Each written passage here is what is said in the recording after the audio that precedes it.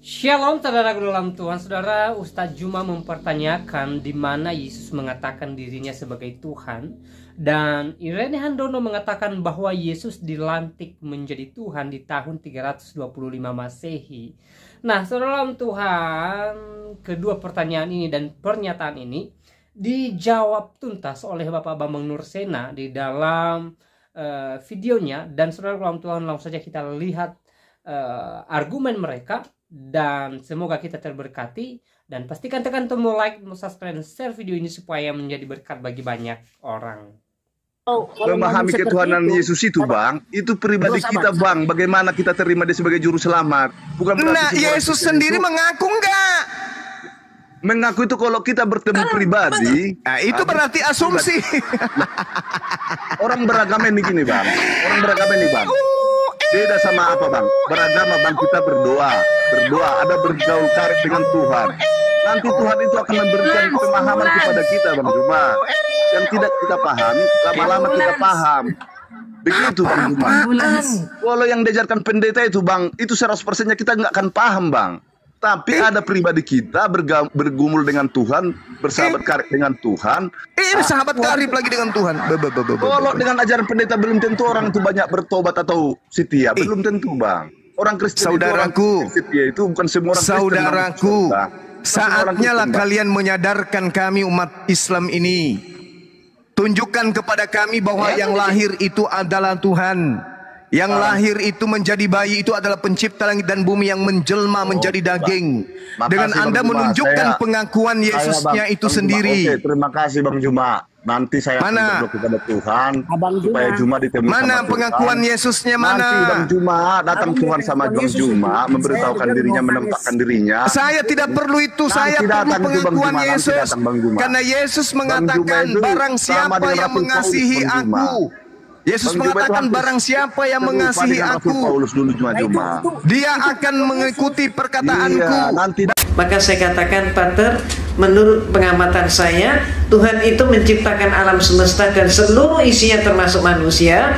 Manusia hakikatnya sebagai hamba Tuhan. Maka kalau ada manusia melantik sesamanya manusia menjadi Tuhan, jelas pelantikan itu tidak sah. Malamnya saya ngaji lagi, terus seperti itu. Dan kemudian saya diskusi lagi, sampai pada klimaksnya saya bertanya tentang sejarah gereja. Saya katakan, Pater, menurut semua literatur yang saya pelajari dan kuliah yang saya terima, Yesus yang oleh umat Islam disebut Nabi Isa alaihissalam, ternyata Yesus itu untuk pertama kalinya dilantik menjadi seorang Tuhan. Peristiwa itu baru terjadi pada tahun 325 Masehi. Jadi sebelum tahun 325 Masehi, Yesus belum jadi Tuhan. Yang melantik Yesus jadi Tuhan siapa? Yang melantik Yesus jadi Tuhan adalah seorang raja Romawi, yaitu Konstantin. Pelantikannya terjadi dalam rangka sebuah konsili. Konsili ini bahasa Latin Romawi, artinya adalah konferensi, atau istilah kita yang lain adalah muktamar. Terjadi di kota Nizea. Maka disebut Konsili Nizea tahun 325 Masehi. Ini untuk pertama kalinya Yesus jadi Tuhan.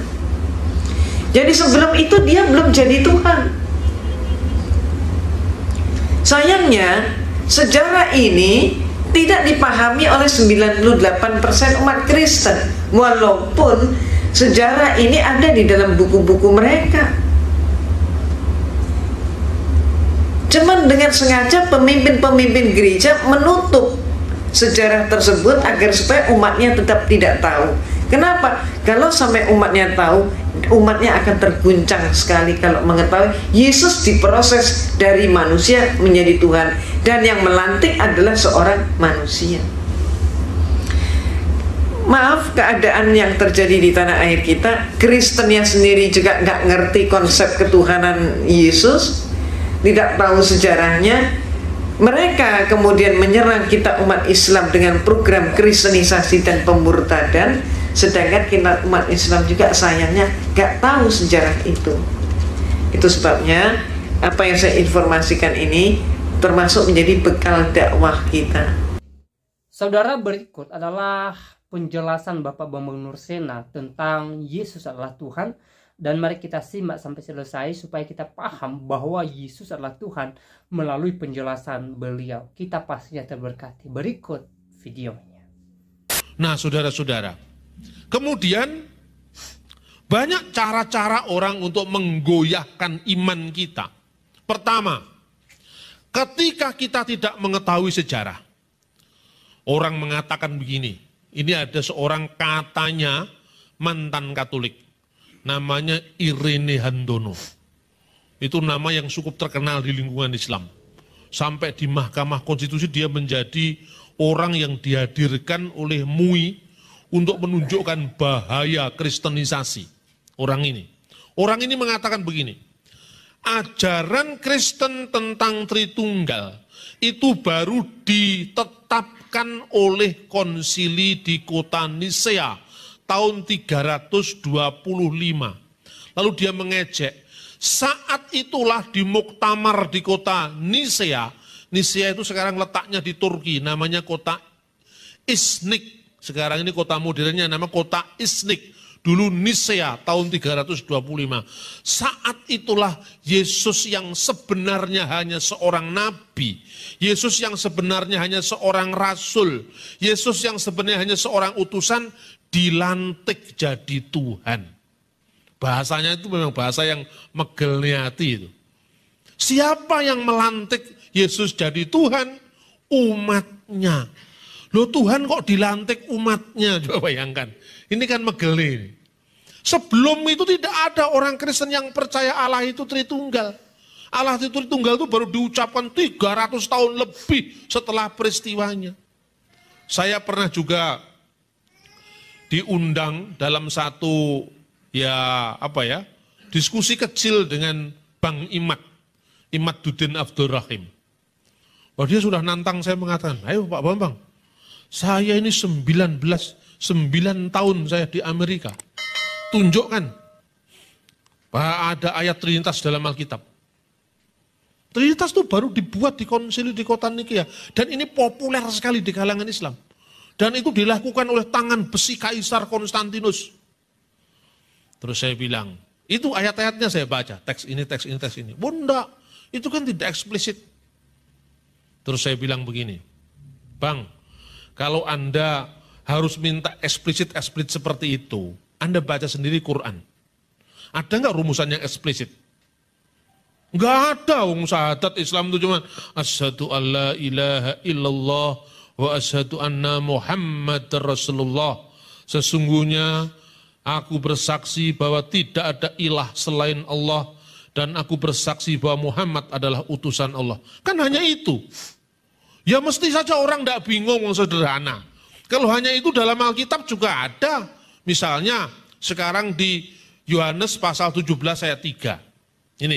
Inilah hidup yang kekal itu, yaitu bahwa mereka mengetahui Engkau satu-satunya Allah yang benar, yang mengenai Yesus Kristus yang telah Engkau utus. Lah kan sama. Satu-satunya Allah yang benar. La ilaha illallah, tidak ada ilah selain Allah. Yesus Kristus yang Engkau utus, Yesus Rasulullah kan sama. Tetapi kan bukan hanya itu pola pikirnya. Ketika Alkitab mengatakan misalnya, Allah menciptakan segala sesuatu dengan firman-Nya, ya kan? Allah menciptakan itu dengan firman-Nya. Jadilah terang, maka terang itu jadi. Berfirmanlah Allah, jadilah terang, maka terang itu jadi. Dengan firman Tuhan langit dijadikan. Mazmur 33 ayat 6. Dengan firman-Nya semuanya jadi. Dan banyak ayat Alkitab yang lain. Nah, persoalannya, Yesus baik di dalam Alkitab maupun Al-Quran disebut Sang Firman. Firman itu apa sih? Firman itu sabda Allah, pikiran Allah. Apakah firman itu diciptakan sekarang kalau Yesus itu firman? Firman itu pikiran Allah loh. Apakah firman Allah itu diciptakan atau tidak diciptakan? Diciptakan loh. Kalau diciptakan, Allah menciptakan dengan apa caranya Allah menciptakan? Dengan firman-Nya. Berfirmanlah Allah, jadilah terang, maka terang itu jadi. Lah kalau firman itu diciptakan, dengan firman mana lagi Allah menciptakan firman, gitu kan? Lah karena sulit, mungkin karena sulit itu karena orang Kristen mau mikir. Kalau nggak mikirnya memang nggak sulit. Lah kalau menjadi Islam itu kan tidak perlu banyak mikir. Pokoknya baca syahadat saja seumur hidup kan sudah Islam. Tidak ada katekisasi, tidak ada pelajaran kan seperti itu. Nah di Kristen itu menjadi sulit karena apa? Semua yang ada dalam rahasia firman Tuhan itu mulai kita ungkap dalam kajian, dalam pelajaran, dalam katekisasi, mulai mikir seperti itu. Makanya ayat-ayat yang dicomot oleh saksi Yehova, misalnya ya saya berikan satu ayat. Ini ayat yang dicomot oleh saksi Yehova. Yohanes pasal 14 ayat 28. Begini bunyinya. Kamu telah mendengar bahwa aku telah berkata kepadamu, aku pergi tetapi aku datang kembali kepadamu. Sekiranya kamu mengasihi aku, kamu tentu akan bersuka cita karena aku pergi kepada Bapa. Sebab Bapa lebih besar daripada aku. Loh ini kan Bapa lebih besar daripada aku. Kalau Tritunggal kan bagaimana? Bapa, Putra, dan Roh Kudus katanya satu. Lah ini Bapa lebih besar daripada aku. Makanya katanya saksi Yehova, Tritunggal itu palsu. Terus ada ayat lagi, misalnya. Ketika Yesus disalibkan, salah satu ucapan Yesus apa? Eli, Eli, lama sabachthani. Apa artinya Eli, Eli, lama sabachthani? Allahku, Allahku, mengapa engkau meninggalkan aku? Siapakah Yesus Kristus bagi orang Kristen? Yesus Tuhan dan Allah kami, engkau layak menerima pujian. Yesus Tuhan dan Allah kami. Loh kalau dia Allah, bagaimana dia berdoa kepada Allah? Ayo sekarang. Bagaimana Allah berdoa kepada Allah? Allah yang mana lagi dia berdoa kepada Allah? Kira-kira kalau Bapak Ibu ditanya kayak gitu jawabannya apa? Iya kan? Penting apa enggak kira-kira? Katanya iman timbul dari berita. Nah sekarang kalau beritanya tidak jelas, iman bagaimana yang timbul? Nah kira-kira jawabannya seperti apa? Ada kira-kira? Boleh berpendapat silakan. Boleh berpendapat. Supaya saya sering kali berceramah tentang Trinitas itu ada umpan baliknya. Ada yang berpendapat? Bagaimana kok dikatakan Yesus berdoa kepada Allah? Allah mana lagi dia berdoa? Katanya Allah itu satu. Bapa, Putra, dan Roh Kudus itu adalah satu. Terus kedua, Yesus mati. Ya kan? Bapa, Putra, dan Roh Kudus itu adalah Allah yang satu. Yesus mati. Pertanyaannya, apakah Allah bisa mati? Bisa enggak Allah mati? Bisa? Tidak. Loh, yang mati siapa terus kemudian? Nah, anak saya bisa jawab itu. Manusianya katanya. Karena terbiasa bapaknya ceramah. Kemanusiaannya yang mati. Ayatnya di mana? 1 Petrus pasal 3 ayat 18. Dia yang dibunuh dalam keadaannya sebagai manusia. Lah ini ketika Yesus berbicara ini dalam kapasitas sebagai apa? Sebagai manusia. Tatkala dia menjadi manusia, dia lebih rendah dari Bapa.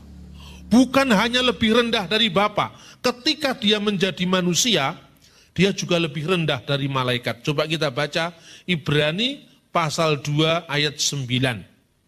Tetapi dia yang untuk waktu yang singkat dibuat lebih rendah dari malaikat-malaikat. Untuk waktu yang singkat dibuat lebih rendah daripada malaikat-malaikat. Kapan waktu yang singkat itu? Pertanyaannya. Kapan waktu yang singkat itu? Siapa yang bisa menjawab? Kapan waktu yang singkat itu? Ketika menjadi manusia. Yaitu Yesus yang kita lihat loh. Yang bisa dilihat kan manusia. Allah kan nggak bisa dilihat. Yohanes pasal 1 ayat 18. tidak seorang pun pernah melihat Allah. Tetapi anak tunggal yang ada di pangkuan Bapa, yaitu firman Allah yang telah menjadi manusia itu, dialah yang menyatakannya. Jadi Allah yang tidak kelihatan itu dinyatakan oleh karya Yesus yang kelihatan saat dia menjadi manusia. Maka saat dia menjadi manusia itu, yaitu waktu yang singkat dia dibuat lebih rendah dari malaikat-malaikat. Siapa yang waktu yang singkat dibuat lebih rendah dari malaikat itu? Yesus. Yesus yang seperti apa? Yang kita lihat. Berarti kemanusiaannya. Yang oleh karena penderitaan maut, siapa yang bisa mengalami kematian? Kan manusia, Allah tidak mungkin mati yang mengalami penderitaan maut. Dimahkotai oleh kemuliaan dan hormat, supaya oleh kasih karunia Allah, ia mengalami maut bagi semua manusia. Jadi ketika menjadi manusia, itu dia mengalami maut. Nah coba ayat 10. Sebab memang sesuai dengan keadaan Allah. Sesuai dengan keadaan Allah. Yang baginya dan olehnya segala sesuatu diciptakan. Yang baginya dan olehnya segala sesuatu diciptakan. Olehnya, Allah menciptakan alam ini oleh siapa? Jawabannya Yohanes pasal 1 ayat 1 dan 3. Coba. Yohanes pasal 1 ayat 1 dan 3. Pada mulanya adalah firman. Firman itu bersama-sama dengan Allah dan firman itu adalah Allah. Ayat 2. Ia pada mulanya bersama-sama dengan Allah. Ayat 3. Segala sesuatu diciptakan oleh dia. Ini dia siapa? Firman. Allah menciptakan segala sesuatu lewat firman-Nya. Berfirmanlah Allah, jadilah terang, maka terang itu jadi. Tanpa dia tidak ada satupun yang telah jadi dari segala yang telah dijadikan. Jadi kembali ke Ibrani pasal 2 ayat 10, yang baginya dan olehnya segala sesuatu dijadikan. Siapa yang menjadikan? Allah. Allah itu siapa? Ya Allah, firman-Nya dan rohnya. Allah, firman-Nya dan rohnya itulah yang menciptakan alam semesta. Makanya di dalam Kejadian pasal 1 ayat 1, pada mulanya Allah menciptakan langit dan bumi. Bagaimana bumi dan langit diciptakan? Mula-mula bumi itu belum berbentuk, gelap gulita, kegelapan menutupi samudera raya. Dan roh Allah melayang-layang di atas permukaan air. Artinya roh Allah memberi hidup kepada ciptaan itu. Lalu bagaimana Allah mewujudkan ciptaannya? Berfirmanlah Allah, jadilah terang, maka terang itu jadi. Jadi yang menciptakan alam itu ya Allah. Allah yang esa itu siapa? Allah, firman-Nya dan rohnya. Kita sudah simak apa yang disampaikan oleh Juma dan Irene Handono di cuplikan video awal. Dan mereka berusaha membuktikan bahwa Yesus bukan Tuhan dengan Juma mempertanyakan di mana Yesus menyebut dirinya Tuhan, walaupun sebenarnya pertanyaannya itu terjawab di dalam Alkitab sendiri. Dan juga Irene Handono mengatakan bahwa Yesus bukan Tuhan, tetapi dia dilantik menjadi Tuhan. Artinya dia manusia biasa yang dianggap menjadi Tuhan. Nah, saudaraku dalam Tuhan, semua pernyataan mereka sebenarnya sudah terjawab di dalam Alkitab. Kalau kita baca dengan seksama bagaimana Yesus menunjukkan dirinya sebagai Tuhan, bagaimana Yesus menyebut dirinya sebagai Tuhan, semua tercatat di dalam kitab Injil.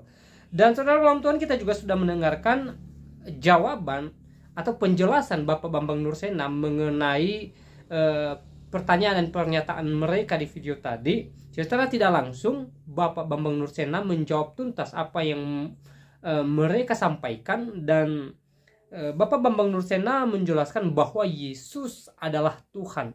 Yesus tidak dilantik menjadi Tuhan, tetapi dia adalah firman yang datang ke dunia ini. Dia adalah Tuhan yang menjadi manusia.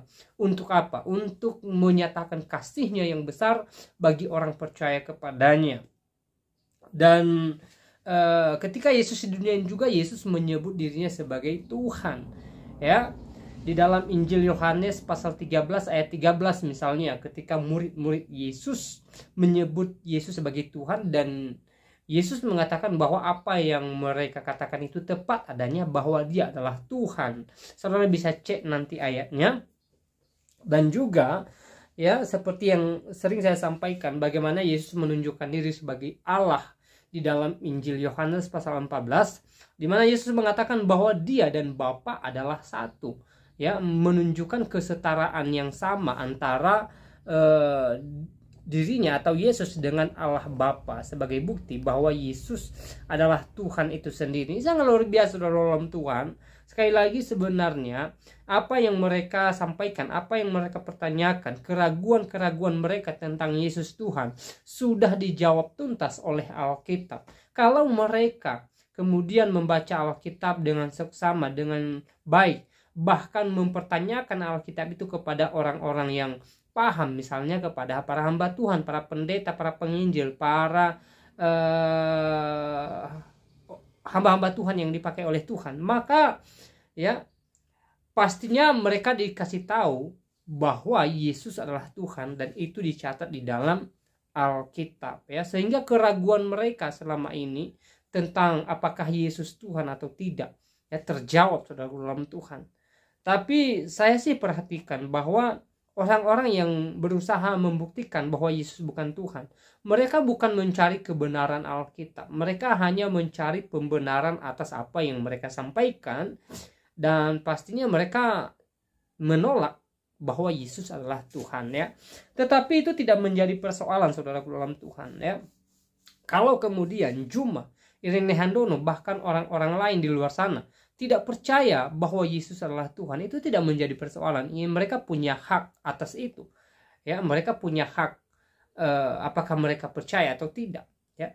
Tetapi itu tidak mengurangi nilai daripada ketuhanan Yesus itu sendiri. Yesus tetap Tuhan, Yesus tetap Allah, saudara, Tuhan, ya. Dia tetap Allah yang menciptakan langit dan bumi, dan juga yang menjadi hakim di akhir zaman, yang menghakimi seluruh dunia ini. Dan dia juga Allah yang layak disembah dan dipuji oleh semua suku dan bangsa. Nah, saudaraku dalam Tuhan, ya, khususnya buat kita anak-anak Tuhan, kalau hari-hari ini kita mendengarkan ada orang yang berusaha membuktikan bahwa Yesus bukan Tuhan, ya, saya percaya bahwa iman kita tidak bakalan lemah, iman kita tidak akan goyah. Saya percaya bahwa iman kita adalah iman yang kuat, iman yang teguh di dalam Yesus Kristus. Memang hari-hari ini, ya, sebagaimana firman Tuhan mencatat bahwa ada banyak penyesatan-penyesatan yang akan terjadi, yang mengatakan bahwa Yesus bukan Tuhan. Dan itu tidak menjadi persoalan. Saya rasa itu tidak mengganggu iman kita. Iman kita tetap kepada Yesus Kristus, dan percaya bahwa Yesus adalah Tuhan dan Juru Selamat dalam kehidupan kita. Dan kita percaya bahwa anugerah terbesar daripada Tuhan, yaitu anugerah keselamatan, telah kita terima sebagai anak-anak Tuhan, ya. Atas anugerah Tuhan, atas keselamatan daripada Tuhan, maka kita sebagai orang yang sudah menerimanya, kita sebagai orang yang sudah ditebus dan sudah diselamatkan, maka tugas kita adalah menghasilkan buah dari keselamatan itu. Dengan cara apa? Dengan cara taat akan firman Tuhan, menjadikan firman Tuhan sebagai dasar hidup kita, dan melakukan seluruh apa yang dikehendaki Tuhan yang tercatat di dalam firman-Nya, yaitu di dalam Alkitab. Nah, saudara dalam Tuhan, ya, apa tanggapan saudara setelah menonton cuplikan video tadi? Silahkan tulis di kolom komentar, ya. Tuliskan komentar yang baik, yang positif, terutama komentar yang memuji, memuliakan nama Tuhan, dan tuliskan komentar-komentar yang memberkati kita sekalian, serta membuka wawasan kita, memberikan kita pemahaman-pemahaman yang baru tentang nilai iman Kristen. Dan saudara dalam Tuhan, di kesempatan juga saya kembali ingatkan kepada kita supaya kita tetap semangat dalam menjalani hari-hari kita. Entah kita diperhadapkan dengan situasi sulit atau bahagia, mari kita tetap semangat dan mari kita tetap bersyukur kepada Tuhan, ya.